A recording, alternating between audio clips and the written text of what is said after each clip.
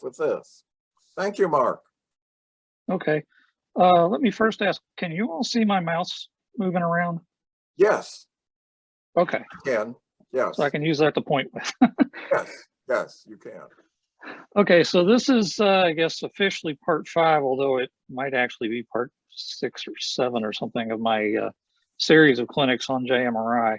And this one I was asked to focus on using the JMRI on a Raspberry Pi. Since most of my other presentations dive into the actual features of JMRI, I'm only going to very briefly talk about those because they're the same across everything, all the different computer platforms. And I'll be speaking mostly about the Raspberry Pi aspect of it. So without further ado, JMRI is a collection of software tools that provide functions that are useful for model railroaders. It's entirely volunteer developed, has been around for many years now. It's written in the Java programming language, which is nice because that means it'll run on all of the major computer platforms, Windows, Mac OS, Linux, in this case, Raspberry Pi OS, and it's consistently the same across all of those. So if you have or work on different computers, you'll get the same experience and the same features. The flagship tool is Decoder Pro, which allows you to keep a roster of your locomotives and store and manage your decoder settings, and gives you a nice visual interface for changing those settings without having to deal directly with CV values and things like that. You've got checkboxes and lists and things like that to work with, which are easier to use. The second major piece is Panel Pro, which allows you to design and operate panels like the old dispatcher control panels and switching, things like that. And you can do quite a few things with that. It also has the Y throttle interface, which allows you to use your iPhone or your smartphone, Android works too, as a throttle. Comes with a web server and allows remote connections so that you can connect remotely to it and work from, say, if you want to put your dispatcher in the living room and have him separated from the train room, you can do that pretty easily. And it supports all the major DCC and LCC manufacturers. So whether you're using Digitrax or NCE or Lens or pretty much anything that's been built, the list is crazy long and keeps getting increased. And it also has a lot of language support. There's many volunteers worldwide who have translated the interface into a number of languages. So it's a very useful tool. And like I said, I don't plan to go into very much detail on it here because we have other clinics that dive into that. So what is a Raspberry Pi? Well, it's a very small PC, basically. It's literally credit card sized and about an inch tall. It runs its own version of the Linux operating system. It's very low power. It has, you can see on the back here, a row of general purpose IO pins we'll talk about those a little bit more in a minute. And it has a camera interface, and this thing is pretty much a full-blown PC in a very small package. As I mentioned, it's small, means you can hide it out of sight, put it under layout, put it inside a structure, do things like that you can't do with a desktop or a laptop. It's very inexpensive. The basic models start out at about $35, and some of the higher memory versions get up to about $75, but you can have a fully kitted out system for under $100 easily. Power-wise, it's equivalent to a low-end laptop that you might have on hand or one that's a couple of years old. You're not going to be playing video games or doing video editing, things like that are very heavy on it, but it's very easily capable of basic office tools or web browsing or JMRI. And it's also got these unique features, the Gpio headers, the camera port. It can be powered using power over Ethernet, which would eliminate your wall wart power connector.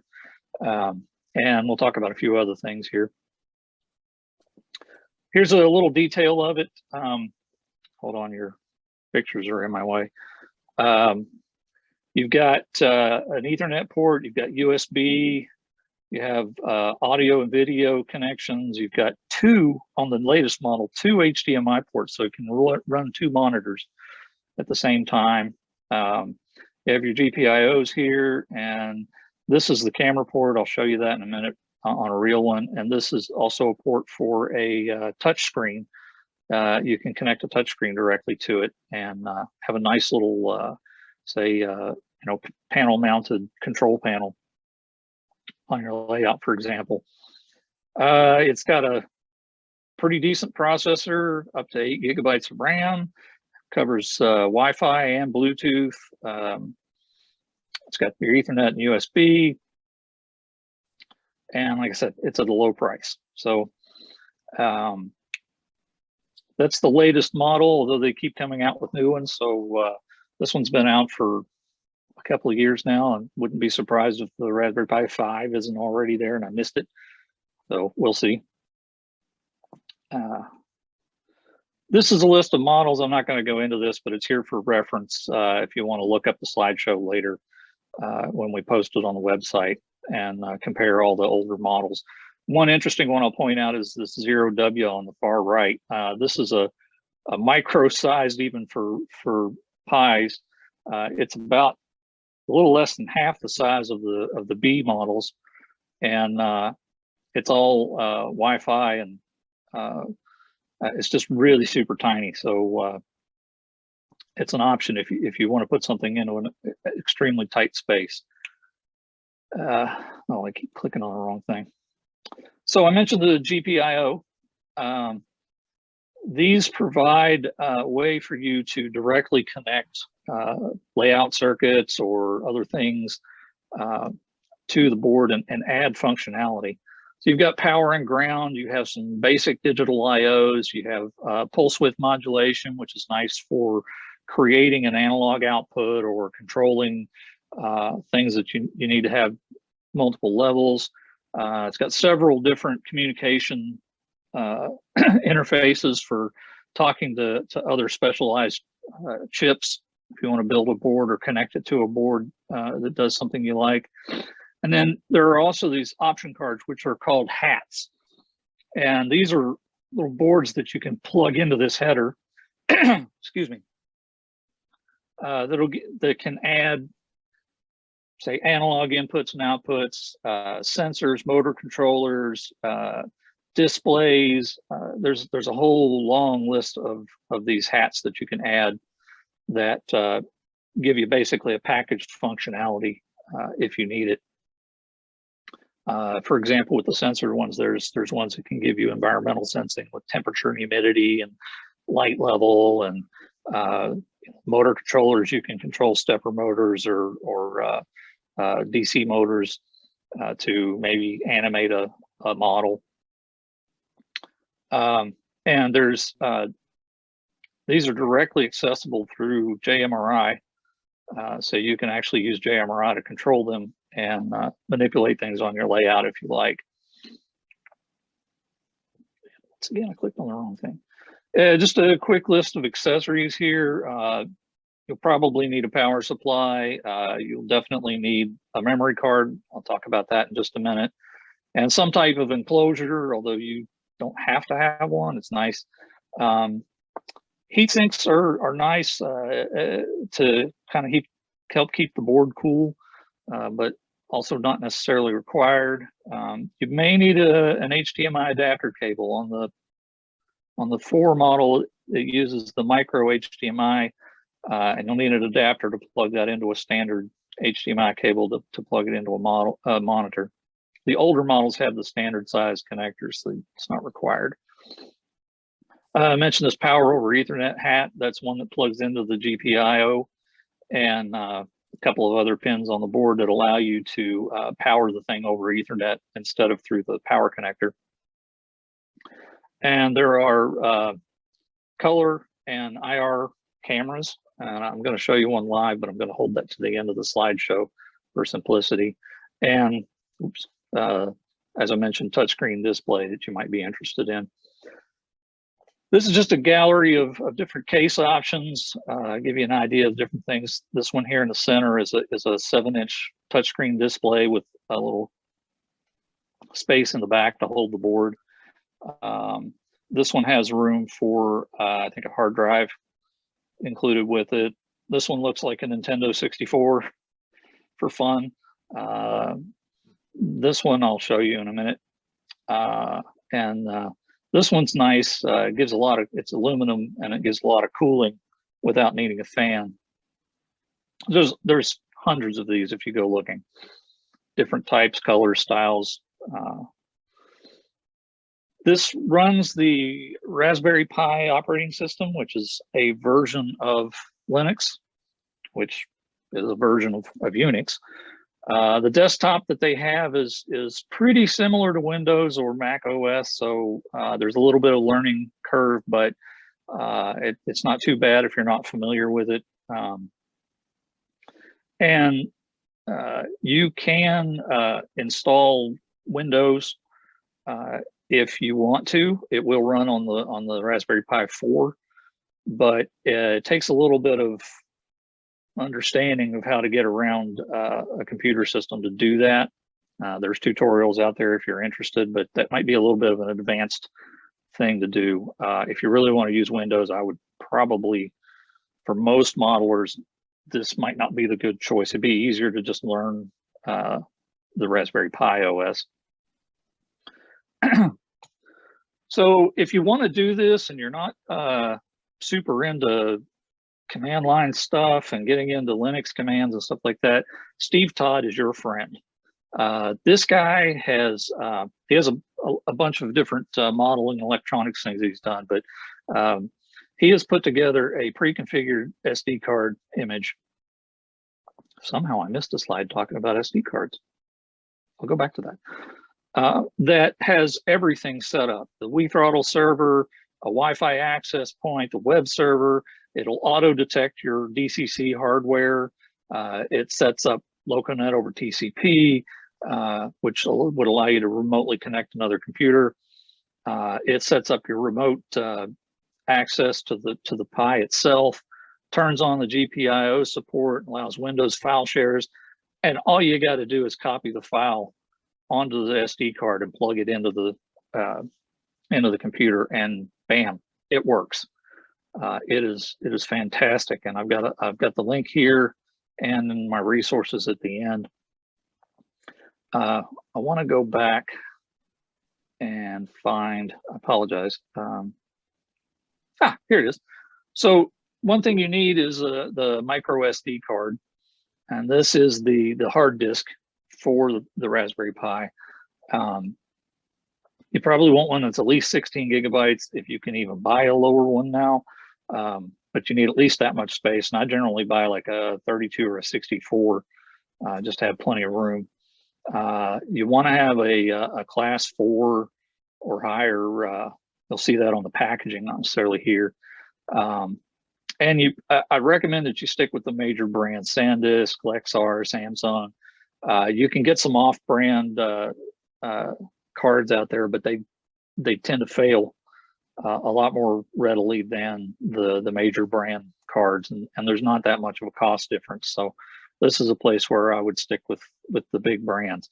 But this is the thing that you'll have to plug this into your computer, copy the operating system and everything onto the card or Steve Todd's image, and then you plug it into the socket on the Raspberry Pi, and that provides how you get everything set up. Okay.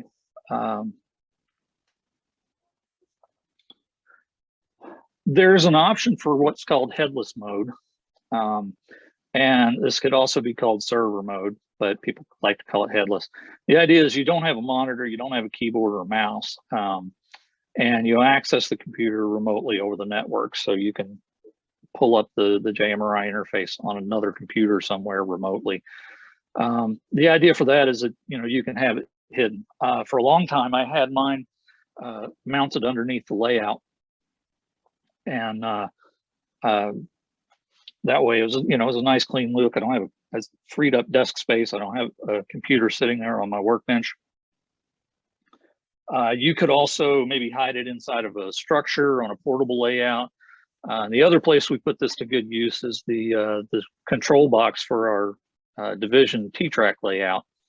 Has a Raspberry Pi inside of it that is running JMRI and offering the wide throttle interface. And with that, you know, you don't want to have to lug around a monitor and all of that stuff to just run the layout. But in headless mode, we can get around that. And unless we need to do maintenance on it or something, we don't have to have that. We can just carry the box and set it up and it goes. This is the current iteration of the Raspberry Pi that I am running on my layout. It's a Raspberry Pi 4. I've used Steve Todd's software build, and I put it inside of an O-scale boxcar. Now, most of you know I'm an N-scale modeler, but the Raspberry Pi, as small as it is a little large for N-scale. I'm powering it over power over Ethernet, and so it is wired into my network. I'm not using the Wi-Fi. I could. I have a wireless keyboard and mouse, and then I have it connected to the Digitrex PR3 over USB cable. So I've got some bigger pictures here. This is just a dirt cheap O-scale boxcar that I picked up on, I think, eBay. And my plan was to eventually scratch build something that actually looks nice with some custom holes for the ports. But I'll get there eventually. This is proof of concept. This is the Raspberry Pi mounted inside the boxcar. You can see the Ethernet cable here, the USB cable here. The little wireless thing for the keyboard is underneath that USB cable. The HDMI is coming out the side here through the door. And then I mounted this fan in here, and I thought it might get hot. So I added the fan and this little baffle to make sure the airflow is flowing across the board to get to the fan. But I'm really not sure that's necessary. With JMRI running on it, it's not working very hard, so it doesn't get very hot even in an enclosed space like that. So I may actually remove that. It makes it kind of hard to get at the board to do things. Here's a view from the other side with the fan and the cables coming through the open boxcar door. I suppose if you wanted to, you could power this from the rails and use all the wireless options to actually have your JMRI computer running on the track if you have an O-scale layout. That might be an interesting, fun project just for the heck of it.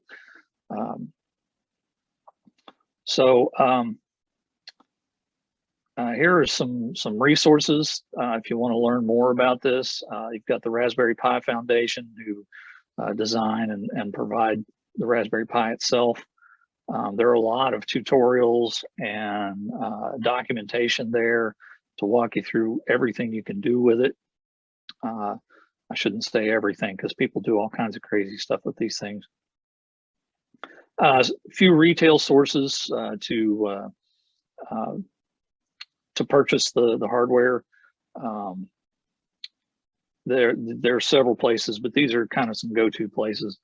JMRI is hosted here. And of course, there's lots of tutorials, instructions, and documentation for JMRI there. And then Steve Todd's JMRI build, he's got a nice set of instructions on how to put that together and all the features that he's included in that. And I really recommend if you're just a if you're not really interested in getting into nuts and bolts, or you're not comfortable with setting things up and you want to try this, definitely look at Steve Todd's setup, and I think you'll find it surprisingly useful. I had been putting mine together and configuring it myself for a long time, and when I looked at this to talk about it for this clinic, I pretty much decided that I may not waste my time with doing my own setups, because it's nice. So that's basically it. Just a quick introduction. I thought we'd have some question and answer if anybody has questions. Unfortunately, this is kind of one of those topics where I either go a mile wide and an inch deep with it, or we go down a lot of rabbit holes and spend a lot of time on specific topics. I'm certainly available anytime to discuss things offline about your individual setup if you want to work with this. I don't want to speak for him, but I would expect John Gorman probably knows. He's probably forgotten more than I know about these things. So he may, if he's willing, he may be another resource. And like I said, there's tons and tons and tons of tutorials, almost too many of them online, if you want to do some independent learning. So at this point, I think I'll open it up. Any questions or discussion? Mark? Yes, thank you, Mark. I appreciate it. That's very interesting. Yeah, I didn't see anything on chat, so if somebody has a question, come on and ask Mark. Mark? Yes. This is Bruce DeMayer.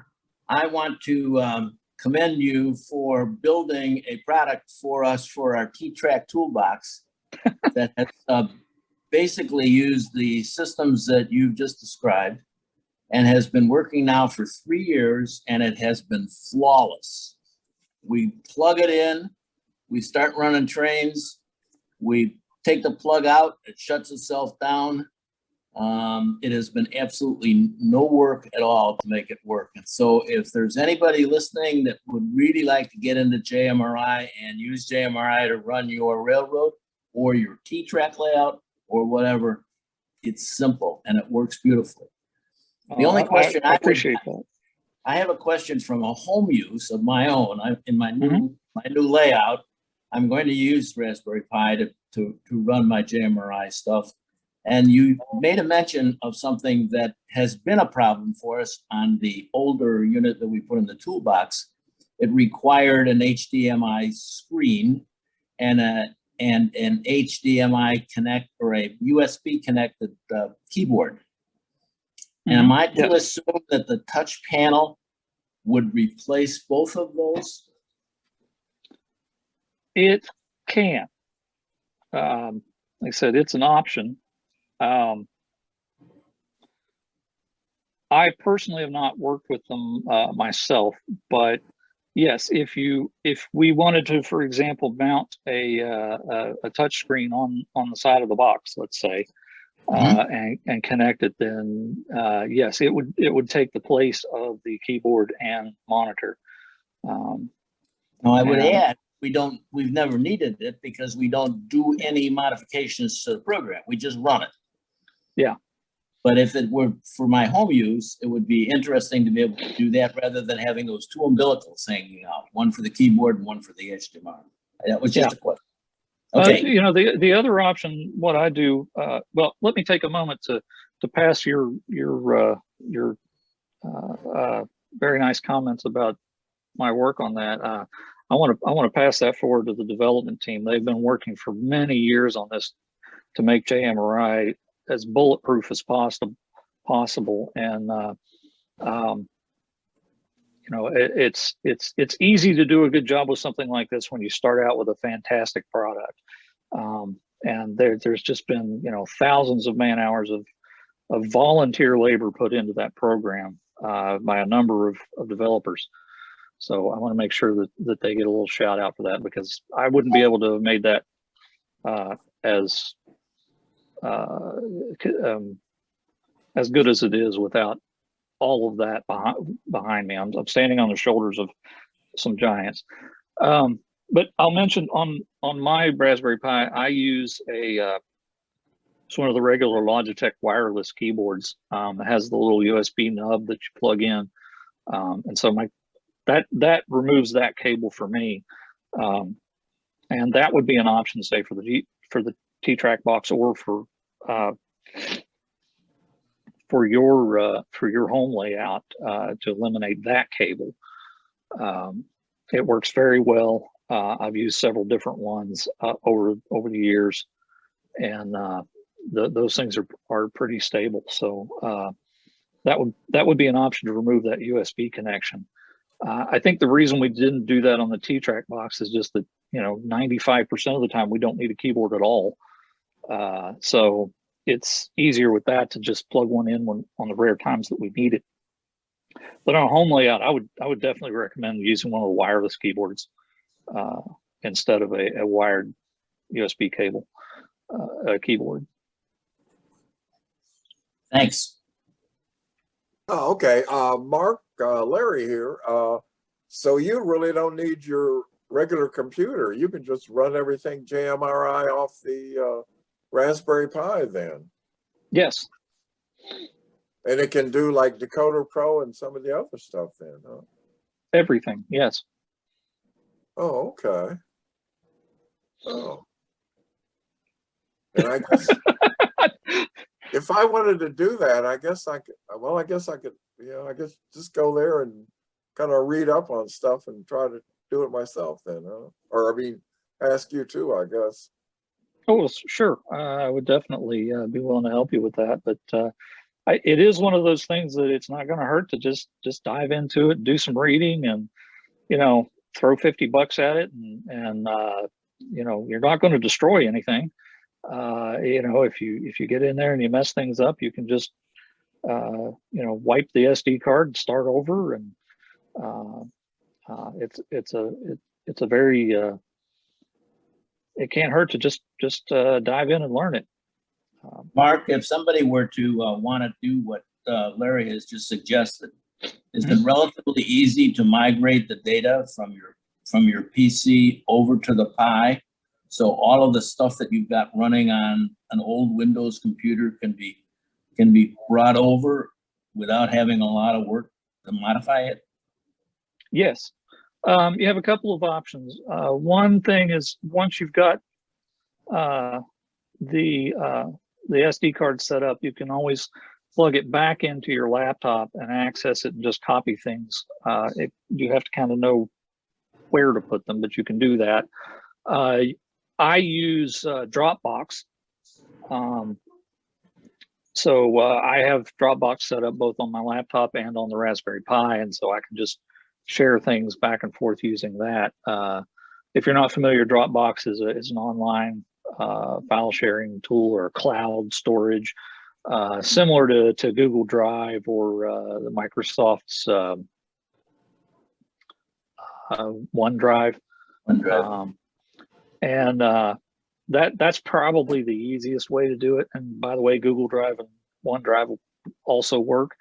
Well, Google Drive definitely will. OneDrive, I think, will.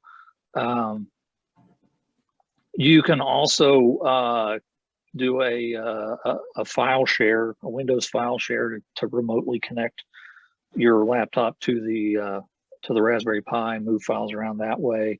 There's several different ways to skin that cat, so to speak. My recommendation would probably be Dropbox or something similar. Oh, okay. Thanks. I guess it's portable in a way. You could take JMR or take your Raspberry Pi over to somebody else's layout and show them JMR. Oh. Yeah. That's neat. Okay. So one of the reasons I suggest Dropbox specifically is that JMRI has some support in it for storing your actual files in the cloud in Dropbox, and then if you have multiple computers with JMRI on them, they can be sharing the same actual files instead of copies of them. And so JMRI will actually go out to the cloud and get the copy on Dropbox. And so that allows you to avoid having you know, slightly different versions of your locomotive roster on this computer versus that computer, and helps a lot with that. Oh, okay, good. Do we have any more questions? I might make a comment on Bruce's question about using the touch screen for both input and output.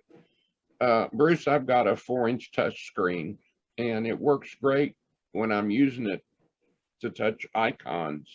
But when I need to do text input, you need a keyboard.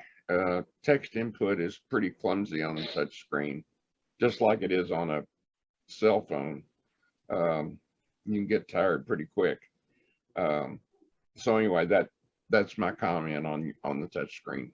Yeah, I didn't want to add a comment, but I made a mistake when I said we had a keyboard that we had a cord on. We do not. We have that little plug-in Wi-Fi, plug-in Bluetooth device that's plugged in, and it's a Bluetooth keyboard. So Okay. in the installation, it's exactly the same thing that Mark was talking about. Okay. I was kind of wondering why I wouldn't have already done that. Yeah, I So apologize, Mark. Yeah. Thank you. I was going a little bit crazy. Yeah,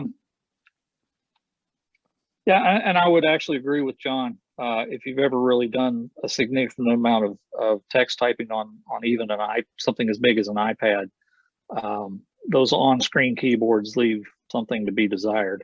And a real keyboard is definitely a better way to do text input of any significant amount. Well, I would certainly recommend that anybody who has yet to activate JMRI on their layout to at least start with this concept. It's an inexpensive way to do it. It's been done by some very competent people that know what they're doing. There's lots of documentation for it, and even if you only installed the Decoder Pro on it, you can walk yourself from one of these modules to the second to the third as you get better and better at running JMRI to help you have a great layout, all the way up to running an op session. And maybe someday we'll get Bob Belt to do that for his operation system. Use that. All right. Well, thank you, guys. Anybody else have any other questions? Nobody?